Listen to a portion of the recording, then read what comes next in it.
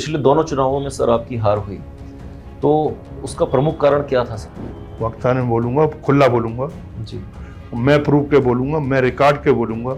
हाल ही में सर जो अभी पार्टी के प्रदेश अध्यक्ष हैं, हाँ, उनके खिलाफ भी आपने ये बोला कि कहीं ना कहीं मेरी हत्या की साजिश करने में शामिल है। मैंने कहा भैया मरवा देगा, हत्या करा देगा और क्या करेगा। सर कयास ये भी लगाए जा रहे हैं कि यदि आपको टिकट नहीं मिलता तो आप निर्दलीय चुनाव लड़ने की तैयारी कर रहे हैं। पिछले चुनाव में भी लोग कहते थे गौ सरदार, रे सरदार गौ अब नहीं मिले, कट गई कट गई कट गई कट गई। कई सारे ऐसे मुद्दे हैं जहां पर आप मुखर होकर अपनी पार्टी के ही नेताओं के खिलाफ बोले। ये जबलपुर है जी। ये जबलपुर शहर है, यहाँ जबलपुर शहर में जो हो जाए तो कम है। नमस्कार साथियों, मैं पुष्पराज सिंह एक बार फिर से हम आपका इनव्यू के चैनल में स्वागत करते हैं।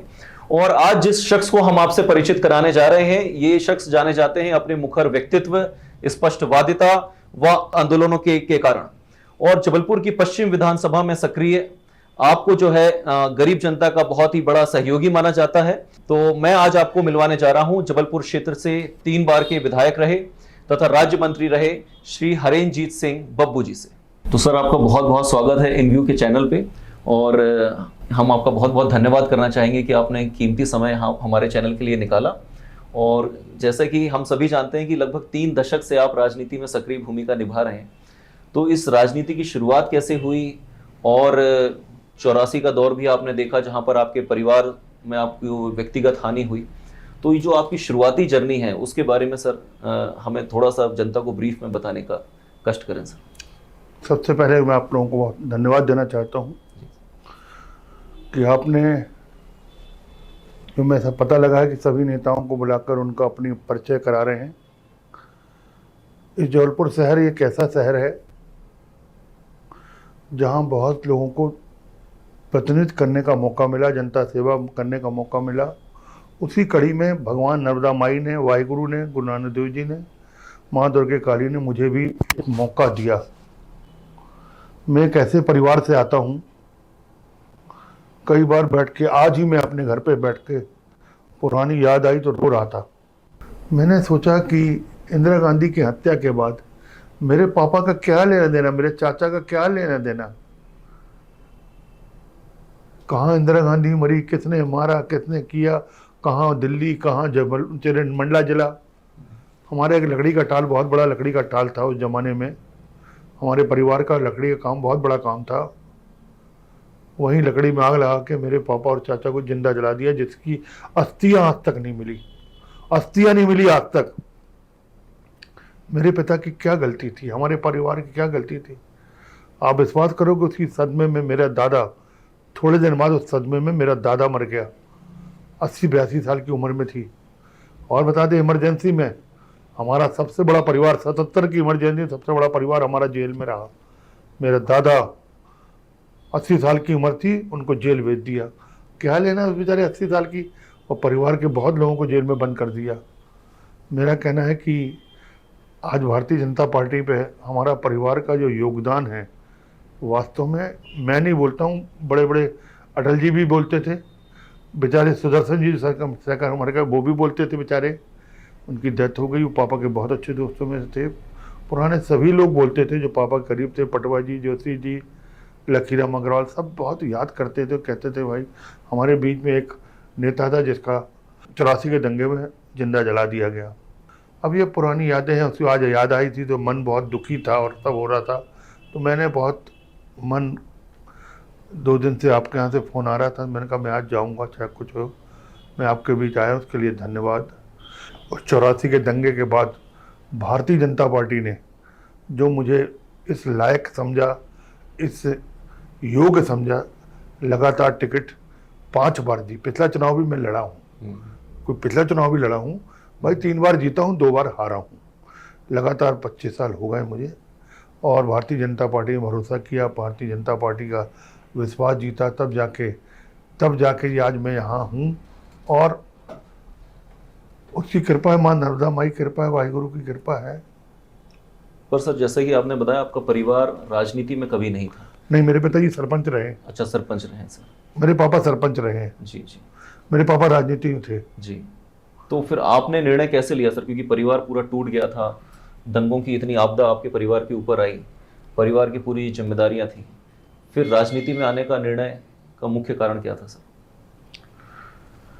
मुझे राजनीति में लाने वाले माननीय सुदर्शन जी, जी आदरणीय सम्मानीय पटवा जी, आदरणीय स्वामी विक्रम वर्मा जी, आदरणीय मदन लाल खुराना जी, आदरणीय अटल जी का भी बहुत बड़ा योगदान था। वो मेरे पापा के कारण, मेरे कारण कुछ भी नहीं था, जी मेरी कोई औकात नहीं, लेकिन मेरे बाप का एक बहुत बड़ा नाम था, मेरे पिताजी का बहुत बड़ा प्रदेश में प्यार मोहब्बत थी। उन सबको लेकर टिकट ऊपर से मिली मुझे, और ऊपर से सभी नेताओं ने मिलकर दी, ऊपर मतलब सभी नेताओं ने मिलकर दी, और चुनाव जिताया भी। उस समय राष्ट्रीय अध्यक्ष कुशाभाऊ ठाकरे जी थे, राष्ट्रीय अध्यक्ष थे कुशाभाऊ ठाकरे जी। मेरे चुनाव के लिए बेचारे राष्ट्रीय अध्यक्ष जबलपुर आए, एक दिन सभी कार्यकर्ताओं को समझाया बुझाया और बोला कि नहीं, इनके पिता का बहुत बड़ा योगदान है, इनके पिताजी का ये है। उसके बाद कार्यकर्ता ऐसा लगा मुझे चुनाव जिताया। जी सर, आपकी जो छवि है वो बेसिकली गरीब जनता में बहुत ही ज़्यादा पॉपुलर है। नहीं, मैं सबके लिए लड़ता हूँ। जी बिल्कुल बिल्कुल, गरीब जनता ही सबके लिए लड़ा हूँ। मैं उसी पे आ रहा हूँ सर कि जैसा कि आपकी छवि है जबलपुर में, खासकर आपको एक आंदोलनजीवी नेता के तौर पे जाना जाता है, चाहे वो ब्रॉडगेज का मामला हो या झुग्गी बस्तियों का मामला हो, अतिक्रमण हटाने का मामला हो, या फिर जल जैसी मूलभूत चीज़ों की व्यवस्था हो। तो आपने हमेशा जनता के बीच में जाकर जनता के मुद्दों को उठाया। लेकिन सर आप देखते हैं कि बाद में जब ब्रॉडगेज की सौगात जबलपुर को मिल गई और ट्रेन का उद्घाटन था, तब आपको इग्नोर किया गया। और कई सारे ऐसे मुद्दे हैं जहां पर आप मुखर होकर अपनी पार्टी के ही नेताओं के खिलाफ बोले। तो ये ऐसा कारण क्या हुआ सर? इतने पुराने 3 दशकों का आपका सफर है और जनता का साथ है, फिर पार्टी में आखिर ऐसे क्या कारण? इसी पार्टी ने विधायक बनाया, मिनिस्टर बनाया मुझे। जी इसी पार्टी ने लगातार 25 साल टिकट दिए। एक परिवार में एक माँ बाप, अगर 4 बच्चे हैं तो 4 बच्चों को खुश नहीं कर सकता एक माँ बाप। 4 बच्चे खुश नहीं कर, अगर 2 खुश तो 2 नाराज, 3 खुश तो 1 नाराज। ये परिवार में चलता है। जी भारतीय जनता पार्टी अब बहुत बड़ा परिवार हो गया है, बहुत बड़ा परिवार है। यहाँ कहीं ना कहीं हमसे गलतियां हुई होंगी या हमारे से कुछ होगी, तो उसमें कुछ लोग, अब क्या चुनाव आ रहा है, जी कई लोग टिकट मांगेंगे, कई लोग करेंगे, तो कोई झूठ भी बोलेगा, सच भी बोलेगा, लांछन भी लगाएगा, कुछ भी मिलेगा जो करेगा। तो सामने चुनाव आ रहे हैं, चुनाव आते आते बहुत कुछ परिवर्तन होगा, इस बात को मैं बहुत अच्छे से जानता हूँ। अभी कई चीजें होंगी।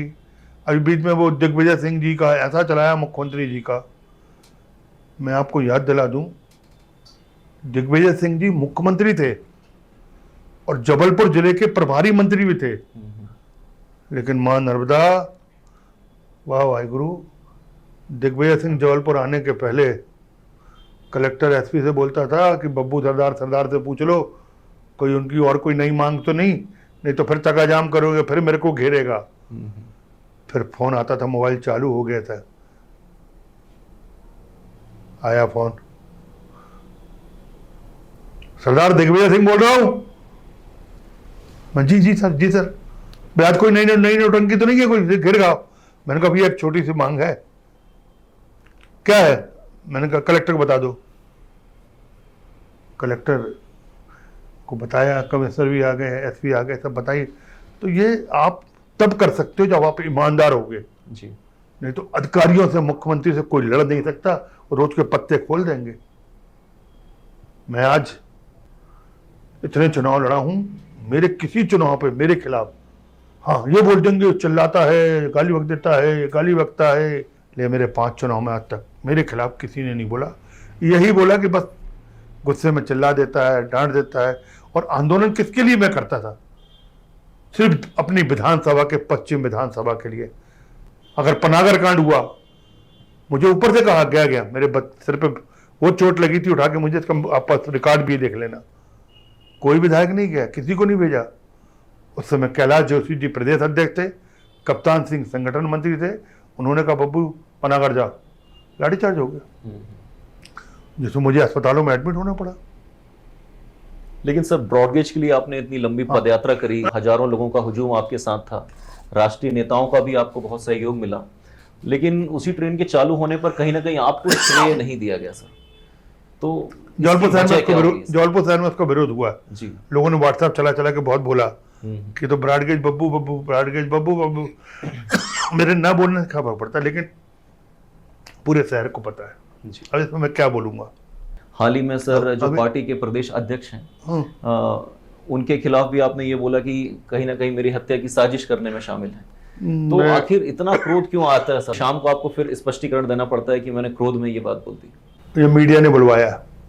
जी। वो मीडिया 50-60 मीडिया आई थी। ये बात मैंने भोपाल में क्लियर कर दी थी। मीडिया मेरे को बोलती है आपने इतना बड़ा कदम उठाया, आपका नुकसान नहीं होगा। ये मीडिया ने कहा। तब मैंने कहा भैया मरवा देगा, हत्या करा देगा और क्या करेगा। ये मीडिया के जवाब का जवाब दिया था मैंने, उसी बोला। इसलिए फिर मैंने जाके बहुत बाद में माफी भी मांग ली जी। तो सर और आप- मीडिया के सामने बोला, भोपाल की सारी मीडिया के सामने। मैंने कहा आप ही लोग तो बोल रहे थे कि कहीं आपका नुकसान हो जाए, तो मैंने कहा जी जान से मरवाएगा, हत्या कर देंगे। मीडिया का जवाब दिया था, लेकिन मैंने उस बात को बोला नहीं था। जी। ये बातें मैंने ऊपर वहां बोली थी। पर सर राजनीति में इतने समय से आप हैं और ये पहला वाकया नहीं है सर। जैसे कि आपने जबलपुर में जो ऑटो चालक हैं उनके समर्थन में आपने बहुत बड़ा आंदोलन चलाया, और लेकिन कहीं ना कहीं पार्टी का सहयोग उसमें आपको नहीं मिला सर, जिसपे समय समय पर आपने फिर पार्टी के विरोध में अच्छा, वक्तव्य मैं भी दिए। एक बात पूछना चाहता हूँ, जी। बहुत मन और दिल से बात करना। जी। ऑटो वाले कितना कमाता है, क्या कमाता है? हम्म। ऑटो का मालिक क्या कमाता है, कितना कमाता है? उनके बारे में सोचो। उस ड्राइवर और मालिक को सवारी भी गाली बकती है, पुलिस भी गाली बकती है, गुंडे भी गाली बकते हैं, हर आदमी गाली बकता है। उस बेचारे को अगर मदद करना गुनाह है तो ये मैं गवाह कबूल है कि मैं कई बार उनके पीछे जेल भी गया हूँ। मुझे ऐसा अंदाज है कि 7-8 बार जेल गया हूँ मैं जी। इनके पीछे। जी। मैं जब तक रहा मदन महल पहाड़ी नहीं टूटी, नहीं तोड़ने दिए। नगर निगम ने बहुत कोशिश किया, नगर निगम बहुत प्रयास किया, लेकिन नहीं तोड़ने दिए। और आज जो थे, जो बचा सकते थे, उन्होंने बचाया नहीं। आज हजारों मकान, आज भी उनको पट्टे नहीं मिले, बहुत परेशान है। आज भी पट्टे नहीं मिले और दर दर घूम रहे हैं हजारों लोग। हमने जैसे जो पहाड़ी जो टूटे, हमने तुरंत 1 हफ्ते में पट्टे दिलाए। 1 हफ्ते भी लगे, पट्टे दे दिए, जगह दे दी, नाप दी, सब करा दी।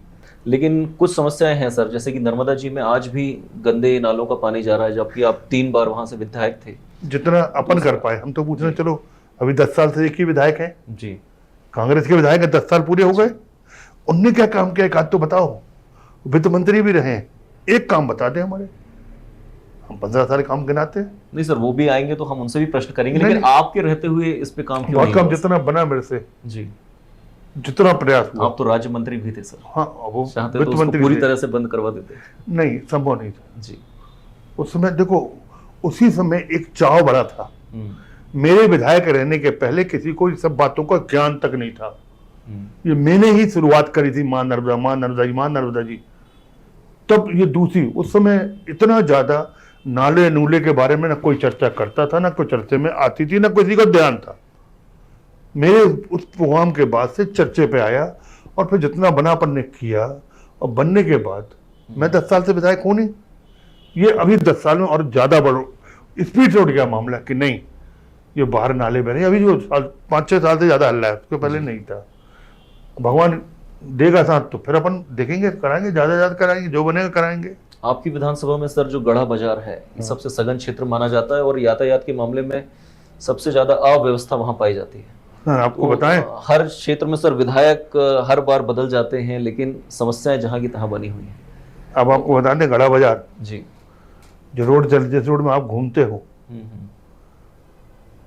मैं किसी की बुराई नहीं करूंगा, जी। उस मार्केट को तोड़ दिया गया था कांग्रेस के महापौर के द्वारा, और बहुत स्पीड से तोड़ा था। मैं नाम नहीं लूंगा। फिर मैंने पटवा जी को लेके आया था। पटवा जी के बाद, तोड़फोड़ बंद होने के बाद, आज भी रोड मेरी बनाई हुई है, विधायक कोटे की बनाई हुई है। 20-25 साल हो गए, 24 साल हो गए, इतना सा छेद नहीं हुआ आज तक उस रोड में। एक चिल्फी नहीं उखड़ी है, गलत नहीं बोल रहे, एक चिल्फी। 25 साल मायने लगता है। आप आनंद कुंज से मैंने धनवंती नगर ये पूरी रोड मैंने बनाई थी। बीच में खोद खोद करके तोड़ फोड़ हुई है नहीं, लेकिन इतनी मजबूत सीमेंट रोड बनाई थी।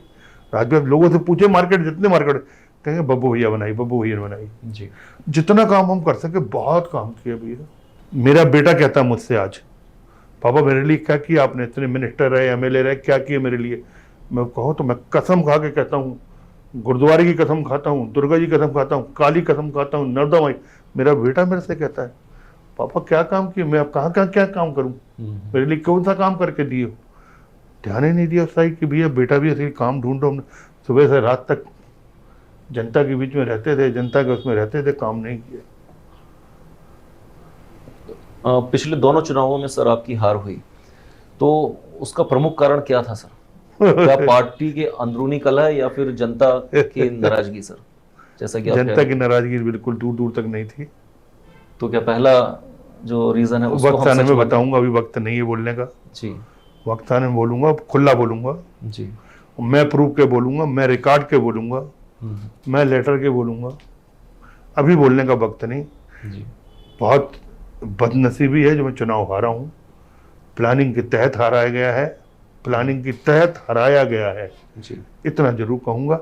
वक्त आने में सब बातें खोलूंगा, किसने हराया, किसने नहीं हराया, कहाँ से हारा, कैसे हारा, छिपी नहीं है। जी सर, कयास ये भी लगाए जा रहे हैं कि यदि आपको टिकट नहीं मिलता तो आप निर्दलीय चुनाव लड़ने की तैयारी कर रहे हैं, और इसी संदर्भ में कहीं ना कहीं दिग्विजय सिंह जी से जो आपकी मुलाकात हुई उसको भी जोड़कर देखा जा रहा है। इस मामले में देखिए क्या बात ध्यान स्पष्टीकरण रखना, है अभी सर? चुनाव बहुत दूर है, जी। 5 महीने हैं। पिछले चुनाव में भी लोग कहते थे गौ सरदार, गौ सरदार, रे सरदार गौ अब नहीं मिले, कट गई कट गई कट गई कट गई। लेकिन मां नर्मदा ने, परमात्मा ने दी। जी। कुछ लोगों ने हरा दिया, कुछ लोगों ने हरा दिया, टिकट मिल गई। अब ये माई नर्मदा जो वाहिगुरु चाहेगा जिसको मिलनी मिलेगी। प्रयास करना तो जरूरी है ना, प्रयास भी नहीं करोगे, घर बैठे रहोगे, कौन पूछेगा। प्रयास करना पड़ेगा, जाना पड़ेगा, मिलना पड़ेगा। जी। लेकिन प्रयास लेकिन करने के दिग्विजय बाद सिंह की भी- बात कर रहे हैं आप। जी। भैया मेरे घर पे बहुत बड़े संत आए थे। उन संत को मैं, एक संत सम्मेलन था, उनको छोड़ने में एरोड्रम गया था। जब मैं गया तो सैकड़ों लोग उन महाराज जी को छोड़ने गए। संत थे अनिरुद्ध महाराज। अनिरुद्ध महाराज बहुत बड़े संत हैं, इंडिया लेवल के संत हैं। वो मेरे घर आए थे, पूरे सबको पता, पेपरों में छपा, फोटो छपी हैं। मैं उनको हवाई जहाज में एरोड्रम छोड़ने गया था। मैं नहीं, ऐसे सैकड़ों लोग उनको छोड़ने गए थे। वहीं पे माननीय दिग्विजय सिंह जी ऑलरेडी वो भी दिल्ली जा रहे थे, बैठे हुए थे। जी। मैं एक बात पूछता हूँ, दिग्विजय सिंह माननीय मुख्यमंत्री रहे हैं, हमारे प्रभारी मंत्री रहे, मैं विधायक रहा, अगर मैं उनके साथ बैठा हूँ तो कोई गुनाह है क्या? एक बातचीत नहीं हुई, कोई चित नहीं हुई। हमारे प्रभारी मंत्री रहे हैं। जी। इसको हमारे कुछ विरोधियों ने, मेरे कुछ विरोधियों ने इसको प्लानिंग के तहत ऐसा बवाल मचाया इंडिया लेवल में कि बब्बू का खात्मा कर देंगे। लेकिन भगवान ने उससे ज्यादा अच्छा कर दिया। जाओ देखिए, किसी का बुरा करने के पहले ईश्वर की भी कहीं कृपा होती है। फिर मेरे से फोन आया जी, बड़े 3 लीडरों का, बोले दिग्विजय सिंह, मैंने बताया। उनने क्या बोला, बोले हम जबलपुर से इतने परेशान है, ये जबलपुर समझे ही नहीं आ रहा है। बड़े बड़े नेताओं ने बोला। जी। मैंने कहा चलाने वाले 3-4 लोग हैं जो बवाल करके चलाए हैं, जो हमारे विरोधी हैं, जो टिकट मांग रहे हैं, वही सब चला रहे हैं उल्टा सुल्टा। जिस कांग्रेस ने मेरे पिता को जिंदा जलाया, जिस कांग्रेस ने मेरे 84 के दंगे हमारे परिवार को जिंदा जलाया, उस कांग्रेस से मैं कहाँ जाऊंगा? कोई सोच भी नहीं सकता जो बातें उन लोग कर रहे हैं। ख्वाब में नहीं सोच सकता कांग्रेस के बारे में जब कर रहे हैं उल्टी बातें। तो निर्दलीय चुनाव लड़ने की जो बातें हैं इसको भी आप सरासर मना करते हैं? ये सब कुछ लोग हैं जी, हमारे विरोधी गण, वो जो चाहे बोल देंगे। बीच में तो कह रहे थे आप पार्टी से लड़ रहा, हल्ला कर दिए थे। अब निर्दलीय करने लगे। अब वो कांग्रेस वाला हमने बोल दिया 84 का दंगा, तो अब कांग्रेस खत्म हो गए। अब वो लगता नहीं, अगली बार वो कम्युनिस्ट ना बोलने लगे, कम्युनिस्ट से लड़ेंगे ये। फिर कहीं ऐसा ना बोले कि वो मायावती के पास बैठ गए, मायावती के चुनाव। ये जबलपुर है जी, ये जबलपुर शहर है। यहाँ जबलपुर शहर में जो हो जाए तो कम है। जी। चलिए, हम आशा करते हैं सर कि बीजेपी आपको उम्मीदवार बनाए, लेकिन ये भी जानना चाहेंगे आपसे कि पश्चिम में ऐसे कौन से विकास कार्यों में आप कमी देखते हैं या आपका विजन क्या है पश्चिम के लिए? 10 साल में बहुत काम जी 10 साल में इतना काम बाकी हुआ बर्बाद। देखिए साहब, मैं कांग्रेस के विधायक के बारे में कुछ नहीं बोलूँगा, ना बात करूँगा, लेकिन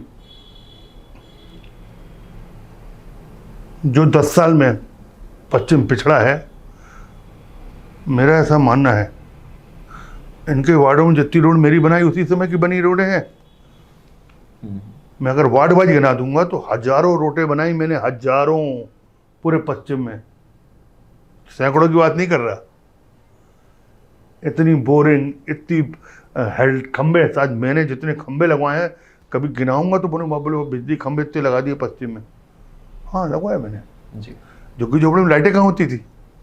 अरे बाप रे, मेडिकल के पीछे बनाया जो मैंने, क्या रोडें, नालियाँ, पानी, बोरिंग सब करा दिया था। जो बनाओ करना चाहिए जी। मैं कोई आसान नहीं कर रहे हैं अपन।